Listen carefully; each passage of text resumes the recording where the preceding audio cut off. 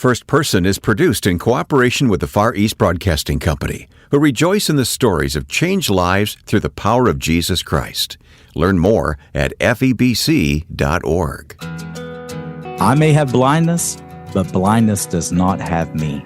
My role as a pastor and Bible teacher is to help people see God's will for their lives. What an odd assignment for a blind pastor, wouldn't you say?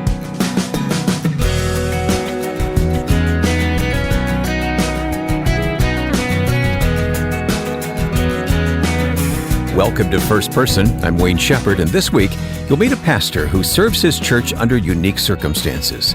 You'll meet Chad Roberts in a few minutes. Each week we try to bring you a personal story of how God works in a person's life, using their life and testimony for the benefit of God's kingdom. I've said it many times, you will recognize some of the names of the people we talk with, but many times they're not well-known names, just people whom God is using in some unique way. To become more familiar with First Person, please visit firstpersoninterview.com, where you can also listen to scores of past interviews. We also have a free smartphone app for that purpose called First Person Interview, easily found in your app store. And a special word of thanks to the Far East Broadcasting Company for making First Person possible. Visit FEBC.org. Now, if you were listening carefully at the outset, you heard Chad Roberts explain what's unique about his calling as a pastor. But let's hear more from Chad himself as he tells his story. Well, I am a pastor who planted a church in 2001. And of course, it was all uphill. It was that great missionary Hudson Taylor who once said there are 3 stages to God's work that he found. The first stage is that it's impossible. The second stage is that it's difficult. Yeah. And then the third stage, it's done. I like that. I really do. But, church planting, we started from scratch with nothing. We started with less than 10 people, 2 of which were my parents. So really, I think 7 if you include me and my parents. Mm-hmm. And we didn't have anything. It was all uphill. But, all through these years, God has been so faithful to us. He's helped us every twist, every turn. But about 5 years ago, the most unexpected thing happened to me. I was in my late 30s. I had went to train pastors in Central America. We had hiked a very large mountain to the top of a Christian radio tower. And when I got to the top of that tower, blood vessels burst behind my left eye. And that began a process that left me 5 years ago permanently blind in both eyes. Wow. So you are completely blind, correct? Yes. It was about a 15-month journey from the time I lost sight in my left eye. I had 2 failed surgeries, and in the last surgery, the surgeon accidentally tore my retina, which left me immediately blind. And then I had the same breakdown. They say, the eye doctors tell me often what happens in one eye can easily jump to the other. And so when I began having the same breakdown in the right, I went completely blind about 15 months later. Mm-hmm. But you've been a pastor for some 20 years before this happened, correct? Yes. So did this set you back? Did you think, well, my life as a pastor is over? Well, I certainly had a lot of questions. And, the church that I pastor, it really was beginning to grow beyond anything that we had had in previous years. And I think a lot of people questioned, can he go on? How was I going to study? How was I going to prepare? How was I going to preach without a Bible? And but the most interesting thing happened. The year that I had this happen was 2017, and I was in my late 30s. And that that January, I knew the Lord was telling me, I want this to be a complete different year. I want a blank page. And the Lord said, I want you to go through the book of Acts, and I want you to take your time. It ended up being a 2-year journey for us through the book of Acts. But about 6 weeks into Acts, I always took a great deal of notes with me to the pulpit. Mm-hmm. The Holy Spirit began to tell me, preach with no notes going forward. This is before your accident.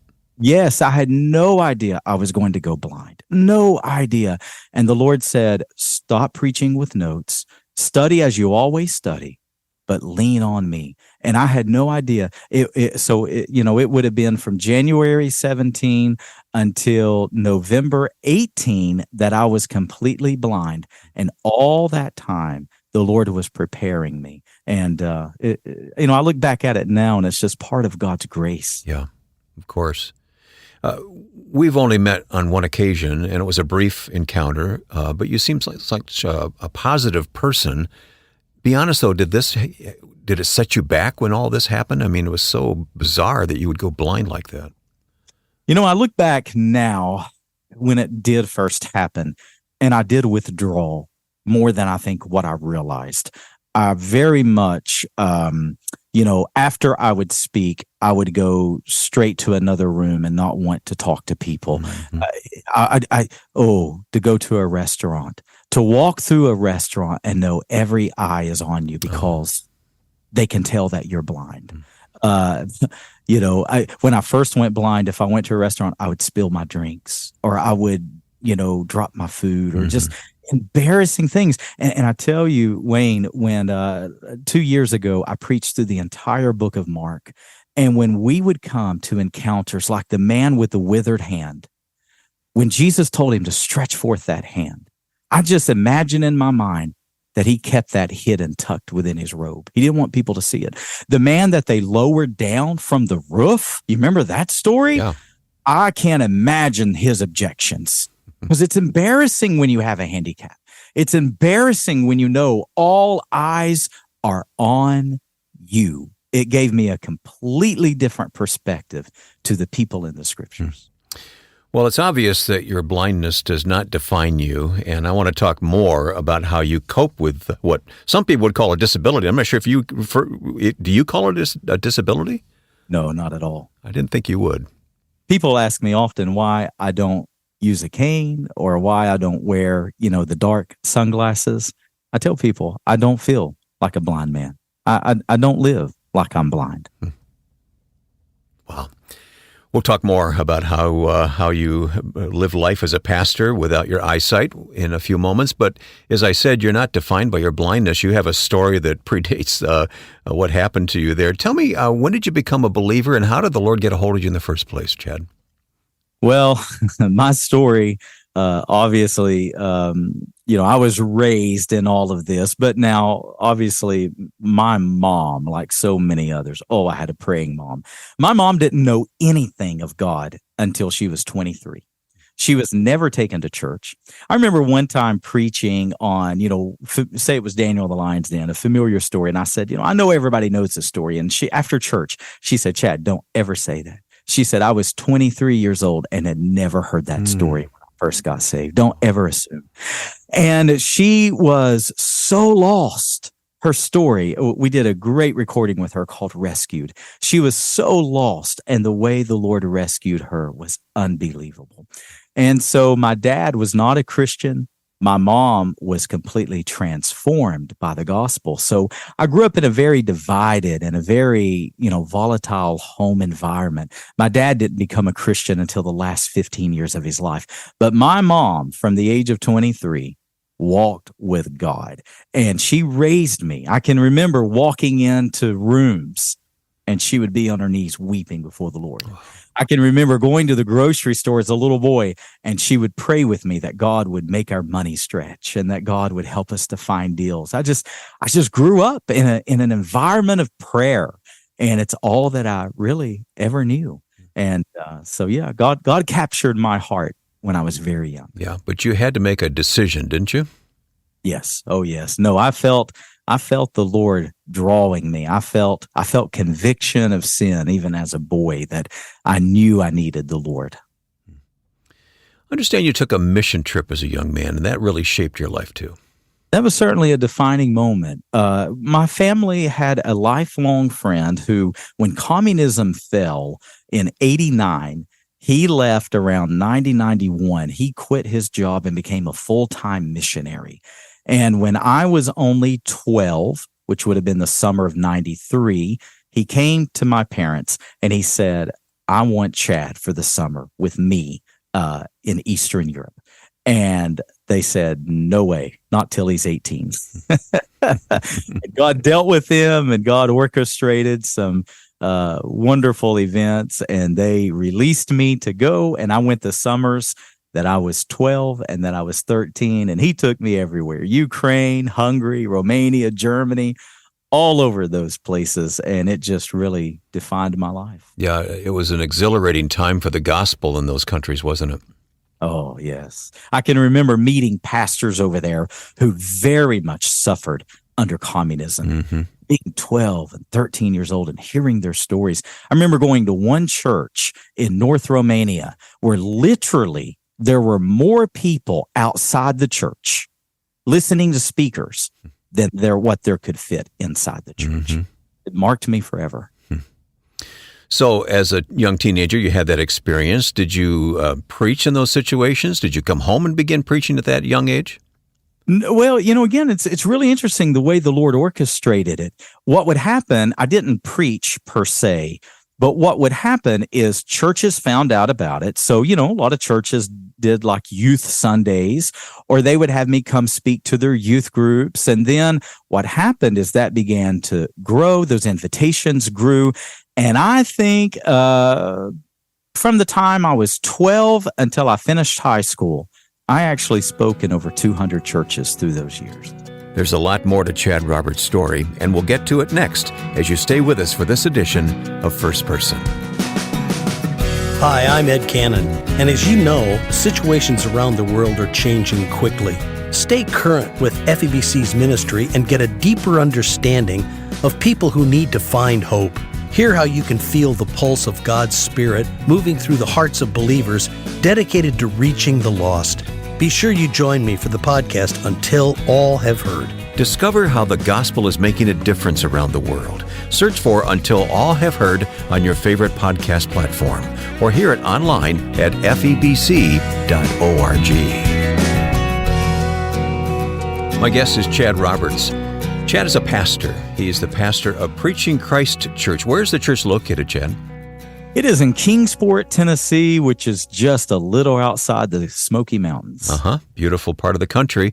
And you said earlier that you planted that church way back in the early 2000s, 2001, was it? Yes, that's right. You were only 20 years old when that happened. 20 years old. Didn't know anything. And you were single, right? Oh, yes. Yes. I told the Lord, I said, God, I knew he was telling me to plant the church. And I said, Lord, I'm not married and I don't know what I'm doing. No one is going to come.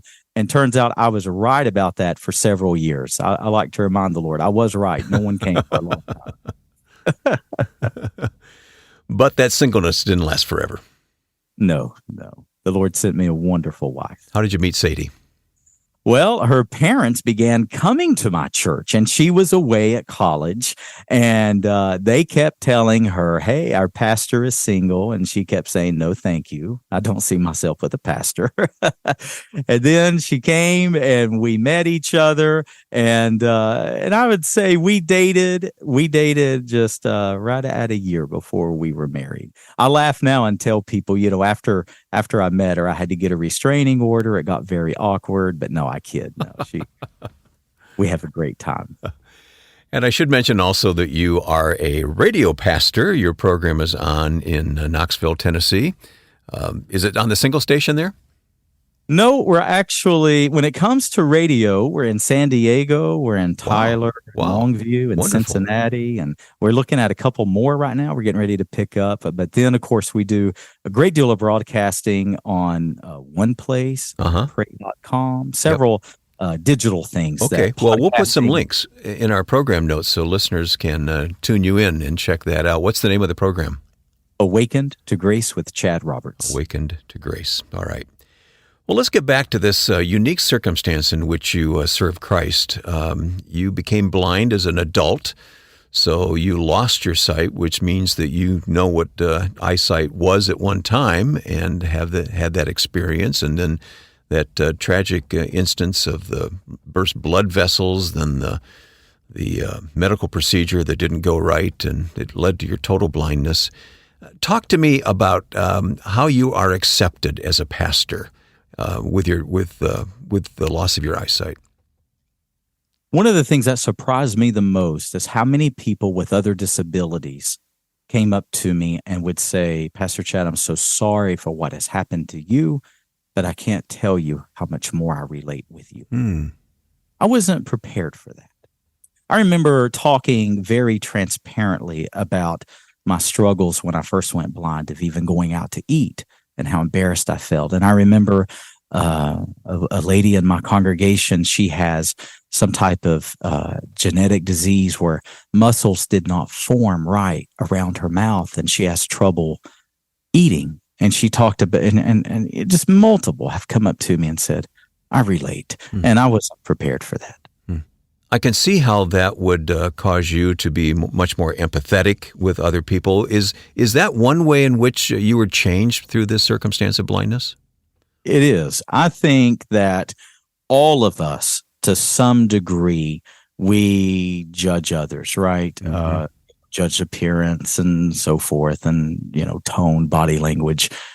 I'm amazed how much of that has lifted when you're blind. You pay attention. I never paid so much attention to the tone with which people speak. Interesting. Now I do, because, you can't see their facial expressions. You can't see their body language, but the tone, very interesting. And that I wasn't ready for that.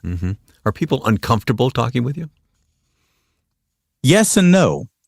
Sometimes people will say, I've never really had a conversation with a blind person. And when I look back over my own life, I had never sat down with someone who was completely blind. But, I find it very interesting. I do an enormous amount of counseling as a pastor. Do you? People really, they tell me you're comfortable to talk to, because in counseling situations. So I think it kind of goes both ways. Yeah. Well, give us some insight on how you function as a pastor and your study habits and your study tools that you have. You mentioned the Lord led you to start preaching without notes before you became blind, but give me some insight on how you prepare these sermons, Chad. Well, anyone who's listening who has been a church planter will most certainly identify with this statement. You work so hard as a church planter. And I did my absolute best to grow this church. And I'm amazed it did not really take off until I went blind. It was like the Lord said, all right, now you have your hands off of it. Now I can really do what I want. And the church has grown exponentially in every way, in our faith, in our spiritual maturity, and of course, even numerically. It's grown in every single way, but probably the greatest is within our staff. Our leadership and our staff is among the best that I have ever seen. And that is the greatest advantage that I have in my position today. Now, when it comes to studying, I had to shift. I was always very much an avid reader. I even owned a Christian bookstore at one point in my 20s. I've always loved books, but I had to shift to audiobooks. Okay. And that's where I become so familiar with your voice. Oh, okay. I've listened to so many audiobooks now. And so I do find commentaries, and I do find things like that, I preach in an exposition style. And so I love to preach through books of the Bible. So I very much am dependent upon devices. I'm very dependent on Alexa, Google, things like that. What I do is, within my Alexa device, I treat it like a file, like a file drawer. I'll create a sermon list.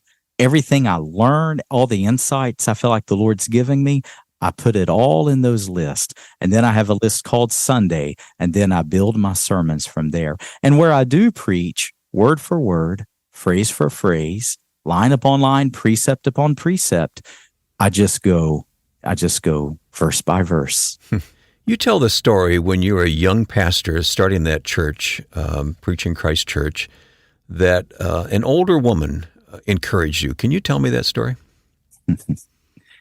It was the most humbling Sunday that I've ever experienced.